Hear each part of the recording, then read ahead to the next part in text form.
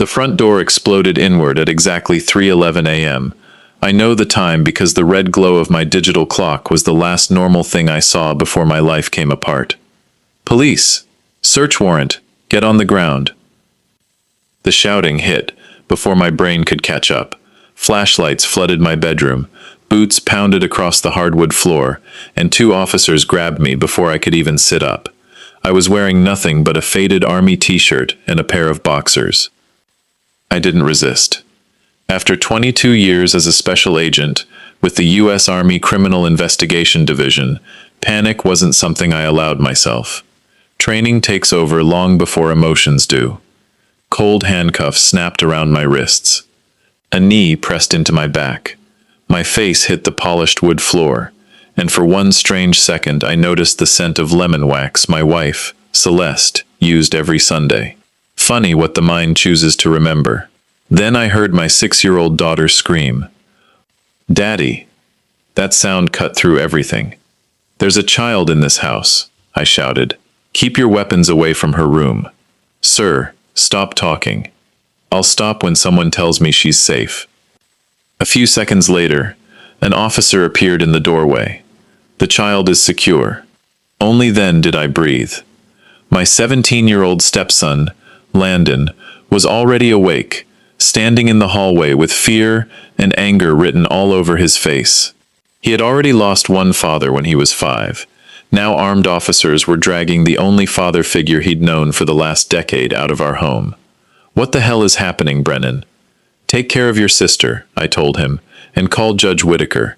His number is on the refrigerator." He nodded without another word. I'd spent years teaching that kid how to stay calm under pressure. Now he was proving he'd learned. The officers marched me through the house. Ellery sat frozen in her bed, clutching her stuffed elephant so tightly her little hands had turned white. "It's okay, sweetheart," I said as they pulled me past. "I love you." I never heard her answer. Outside, the October air hit my bare feet like ice. The neighborhood was glowing with flashing red and blue lights. Curtains had opened. Porch lights were on. Neighbors stood outside in robes and slippers, watching me being led away in handcuffs. Across the street, my neighbor Doyle stood quietly on his porch with a mug of coffee. He didn't ask questions. He didn't look away. He simply gave me a small nod that said, "I don't believe this." Then I saw my wife. Celeste stood near the mailbox wearing the silk robe I'd given her for her birthday. She wasn't crying. She wasn't arguing with the officers. She wasn't asking what was happening. She was recording. Her phone was perfectly steady, both hands on the screen. Almost like she'd rehearsed the moment. Our eyes met for less than a second. That was all I needed. For 22 years, I'd built cases by reading people. Liars almost always reveal themselves before they ever speak. Celeste wasn't shocked. She wasn't confused. She wasn't afraid. She looked like someone watching a plan unfold exactly the way she'd expected. I didn't accuse her. I didn't ask why. I simply filed the observation away, the same way I'd cataloged thousands of details during my career. As the patrol car door slammed shut, I watched her lower her phone and calmly walk back toward the house without looking at me again. In 13 minutes, everything I'd spent a lifetime building had been torn apart. But whoever planned this had made one mistake. They picked the wrong man to frame. The ride to the Buncombe County Sheriff's Office took less than 15 minutes. I spent every second replaying the scene in my head. A pre-dawn raid doesn't happen because of a rumor. Someone had filed a convincing complaint. Someone had submitted documents strong enough for a judge to approve an emergency search warrant. Whoever did this understood how investigations worked. And the moment I pictured Celeste calmly filming my arrest instead of reacting like a terrified wife, one thought settled into my mind. This wasn't a surprise to her. It was part of the plan. At the station, they processed me like any other suspect. Fingerprints, photographs, questions. Then they placed me alone inside a small interview room with beige walls, a metal table, and a camera blinking from the corner. I'd sat in rooms like this hundreds of times. The only difference was that I was usually sitting on the other side of the table. A young deputy handed me a paper cup of water. "What are the charges?" I asked. He glanced at his clipboard. "Fraud, money laundering, conspiracy to commit wire fraud." I'd heard enough. "I want my attorney." He nodded and walked out. The door locked behind him. Minutes passed. Through the small window, I noticed officers whispering to each other. One of them answered a phone call, and his expression changed almost immediately. Confusion, then surprise, then concern. Something had shifted. At exactly 4:12 a.m., the door opened. A detective in his 50s walked in carrying a thick case file. His badge read Clyde Parnell.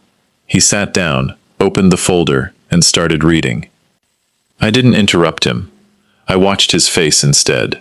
Years of interviewing suspects had taught me that facial expressions often speak before words ever do. His eyebrows lifted. Then he stopped reading. He looked back at the first page, then at me, then back at the file again. A few seconds later, he stood up. "Remove the handcuffs," he told the deputy. The deputy hesitated. "Now." The cuffs came off. I rubbed my wrists as Detective Parnell slowly sat back down. "Mr. Lockridge," he said, "according to this file, you spent 22 years as a special agent with the U.S. Army Criminal Investigation Division." "That's correct. You investigated financial crimes, corruption, and fraud involving senior military officials." "Yes." He folded his hands. "So let me ask you one question." He looked me straight in the eyes. "Did someone try to frame you?" The room went silent. I answered without hesitation. "Yes." "Do you know who?" "I have a very strong suspicion."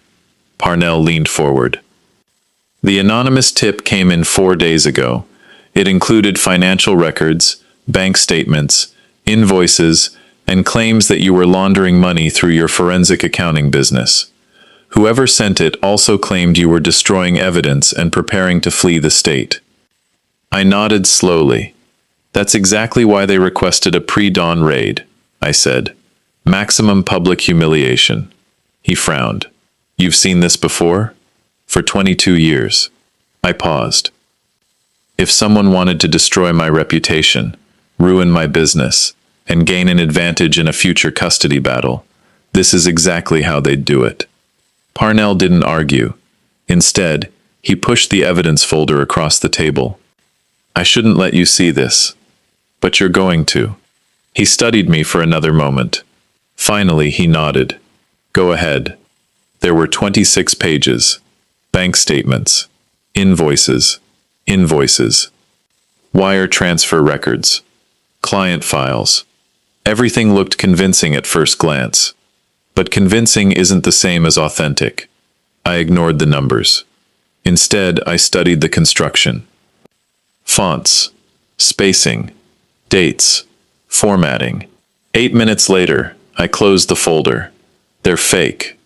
Parnell blinked. "You're sure?" "Absolutely." I held up the first document. "This bank statement claims to be from First Horizon Bank. I actually bank there." He leaned closer. "The font is wrong." "What?" "The bank doesn't use Calibri. They use a proprietary typeface on every official statement." I placed it down and picked up another page. "Here's mistake number 2. I pointed to a wire transfer dated Saturday, March 9th. Wire transfers don't process on Saturdays. The detective looked at the calendar on his tablet. I was right. I lifted one final document. And here's the biggest mistake. I tapped the tax identification number printed beneath my business logo. It's off by 1 digit. Parnell looked confused. How would anyone know that? They wouldn't. I looked directly at him. Unless they had access to my business records. The detective stayed silent. The person who created these documents knew my clients, my company, my finances, even my letterhead. I let the words settle. But they didn't know them well enough. Parnell slowly closed his notebook. You believe your wife did this. I believe my wife had both the opportunity and the access. And you can prove it? Yes. I leaned forward. If you really want the truth, don't look at me. Look at the person who needed me out of the way. Detective Parnell didn't waste another second. If you're right, he said, where do we start? Start with the prepaid phone used to make the anonymous call, I replied. Phones don't appear out of thin air. Someone bought it. Pull security footage from every Walmart and convenience store in the county during the 2 weeks before the tip came in. He wrote it down. Then subpoena the printer logs from Henderson and Cole Appraisal Group. My wife doesn't own a printer at home. Every document in that evidence package was printed at her office. Within hours, investigators were following every lead.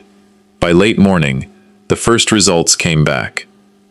Security footage from a Walmart showed Celeste buying a prepaid phone just days before the anonymous call. Printer logs confirmed that nearly 30 pages matching the evidence package had been printed from her office after business hours. The case had completely turned around. Then I made one more phone call. An old Army CID partner still working federal investigations ran the name I'd been quietly tracking for months. Vaughn Tillery, a real estate attorney. She called me back less than an hour later. Brennan, she said, you're on to something big. She explained that Tillery had previously been investigated over suspicious real estate closings. The investigation never reached court, but his name had remained on the radar. Even worse, several shell companies connected to him had received more than $1.4 million through questionable property transactions. Everything fit. Celeste hadn't invented this scheme. She had become part of it. And when she realized I was beginning to notice the financial inconsistencies, she made the worst decision of her life. She tried to eliminate the investigator before he uncovered the crime. By noon, state investigators and the FBI had officially joined the case. At 2:15 that afternoon, I drove home. Only 11 hours earlier, officers had dragged me out of that same house in handcuffs. Now I walked through my own front door. Celeste was standing in the kitchen. The moment she saw me, every bit of color disappeared from her face. You're home? Yes. I thought. I know what you thought. Silence filled the room. I set my keys on the counter. The evidence was fake. She didn't answer. The detective knows it. Still nothing. I looked directly at her. You should call Vaughn. Her eyes widened. He's going to need an attorney. For several seconds she couldn't speak. Finally she whispered, How much do they know? Everything. Her shoulders collapsed. The confident woman who had calmly filmed my arrest only hours earlier was gone. They found the prepaid phone. No response.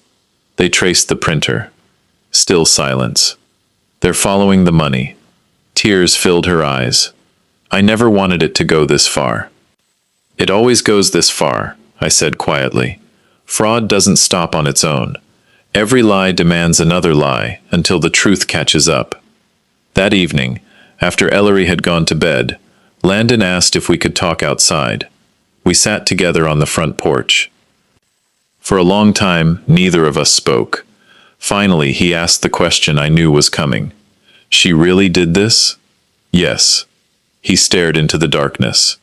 If there's a custody fight, I want to stay with you. I looked at him. That's your decision. I've already made it.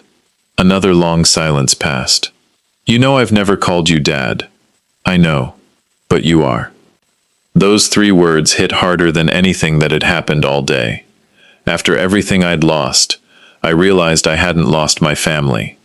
10 days later, federal agents arrested Vaughn Tillery. Celeste was arrested the following morning.